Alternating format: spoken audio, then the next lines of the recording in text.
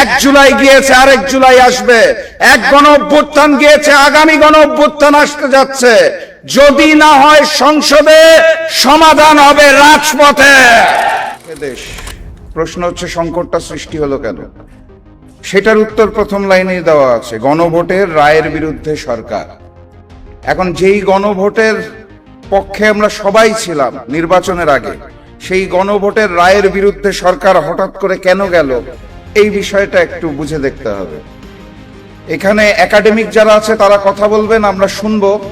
আমি আজকে দীর্ঘ বক্তব্য দিব না, আমি খালি কিছু প্রশ্ন রেখে যেতে চাই আপনাদের সামনে, যে কেন গণভোটের রায় সরকার গ্রহণ না করে সংকটের মুখে ফেলে দিল দেশটাকে।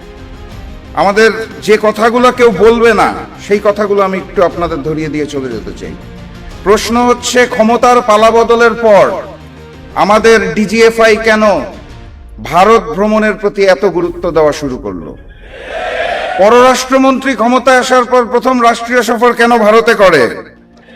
আমাদের ম্যানেজ বোর্ডের প্রধানমন্ত্রী কেন তার প্রথম রাষ্ট্রীয় সফর ভারতে হবে বলে অলরেডি ঘোষণা দিয়েছেন?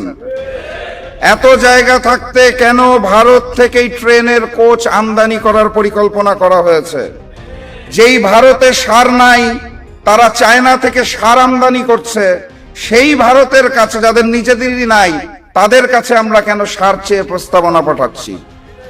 চায়না যখন আমাদেরকে জ্বালানি তেল দিতে চাইলো, সেই প্রশ্নটা আমরা কানে না তুলে, সেই প্রস্তাবটাকে কানে না তুলে কেন ভারতের থেকে জ্বালানি তেলের জন্য আবেদন দিচ্ছি? জুলাই জাদুঘর উদ্বোধন না করার পিছনে কাদের ষড়যন্ত্র চলছে? কেন সন্ত্রাসী সংগঠন ইসকনকে বাংলাদেশে 120 কোটি টাকার জমি মাত্র 2 লক্ষ টাকায় তুলে দেওয়া হয়েছে? ব্যাংক লুটেরাদের হাতে আবারও কিভাবে করে ব্যাংকগুলো তুলে দেওয়া হচ্ছে?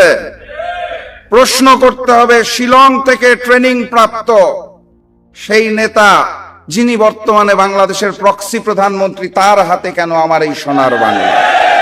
সংগ্রামী সাথী এবং বন্ধুগণ, আমরা আকাশে ওই ঘুড়িটাকে দেখতে পারি, ঘুড়ির সাথে যেই সুতাটা থাকে তার কিছু অংশ দেখতে পারি, কিছু অংশ পারি না। সেই সুতার মধ্যে থাকে ডিপ স্টেট, সরকার, কমিশন, প্রশাসন, মিডিয়া।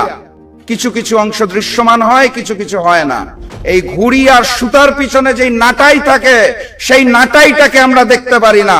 বাস্তবতা এটাই, ক্ষমতার পালা বদলে ওই নাটাইটা এই মুহূর্তে আবারও ভারতের হাতে চলে গিয়েছে।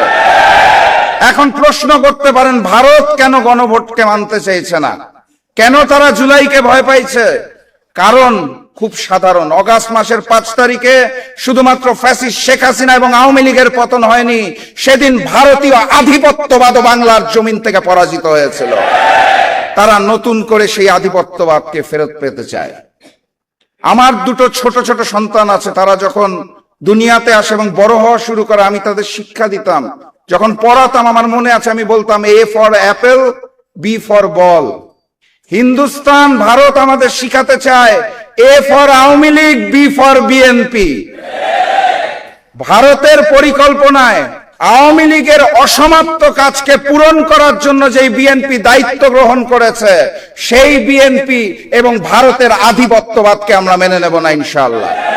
কথাবার্তা পরিষ্কার। 1 জুলাই গিয়েছে, আরেক জুলাই আসবে।